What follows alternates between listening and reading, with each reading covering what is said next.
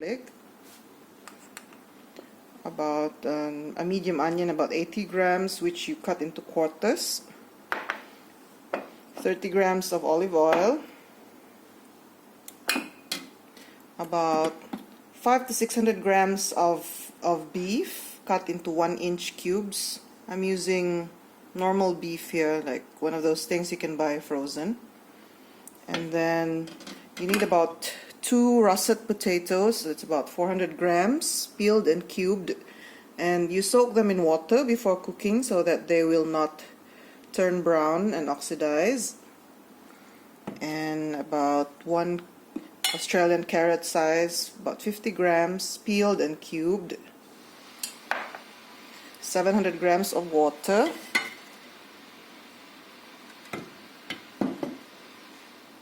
15 grams of beef stock powder, homemade, or chicken stock if you don't have beef, it's still fine.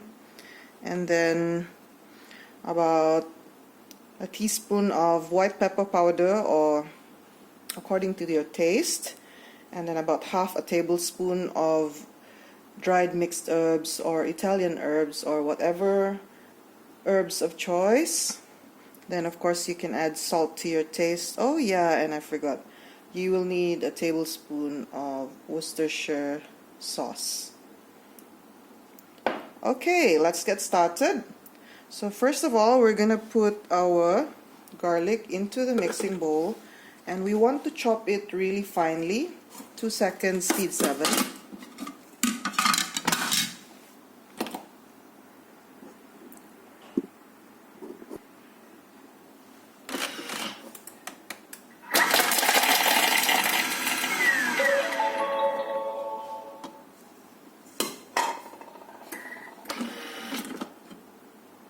And then we're gonna add the onions, and we chop them coarsely for 2 seconds on speed 5.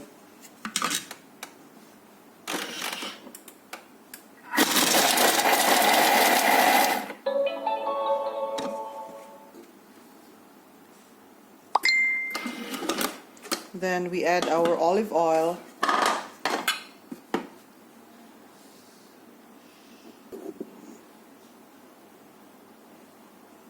If you don't have olive oil, you can use whatever vegetable oil you have. And then you scrape it down and saute.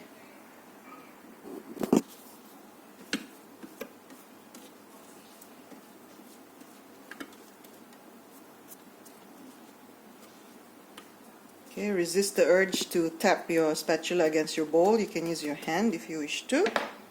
And then we saute it for 4 minutes. 120°C, speed 1. And we leave it for a while we go do other stuff. Okay, so the sauteing is done and our onions are beautifully softened and so aromatic. And we just add the beef now to brown. So just dump it all in. And we're gonna brown this for 5 minutes, 120°C, reverse, speed 1.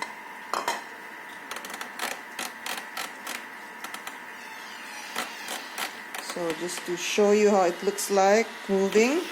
Now we'll see that, yeah, now it's going the opposite direction because it is stirring and not chopping. See you in 5 minutes.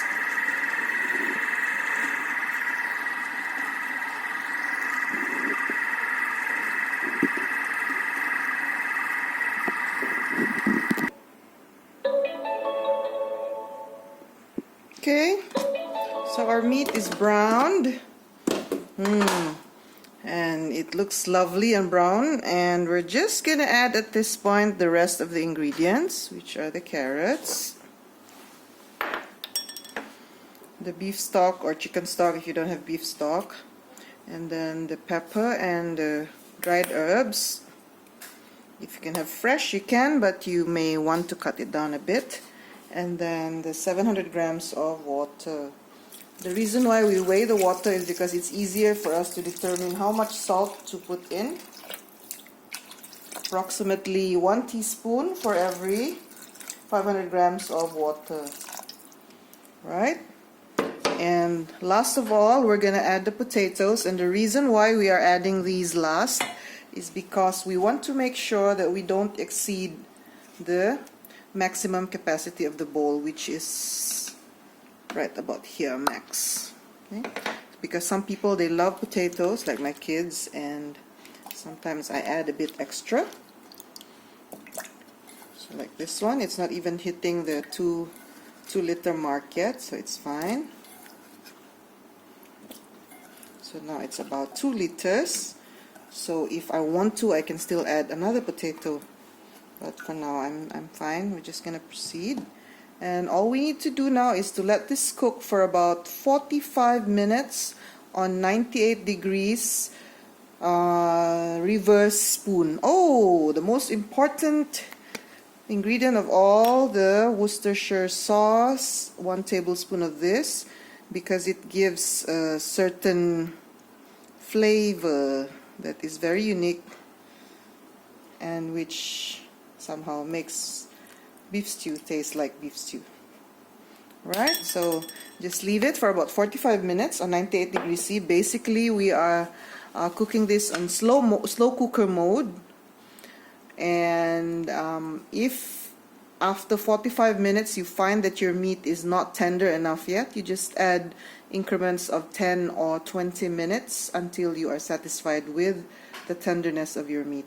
But if you are cooking something that is like tenderloin, softer cuts of beef, you can start off with about 30 minutes. Not too short, because we want all the flavors to meld together, and at the same time the potatoes to become soft, and some of it will incorporate together with the stew.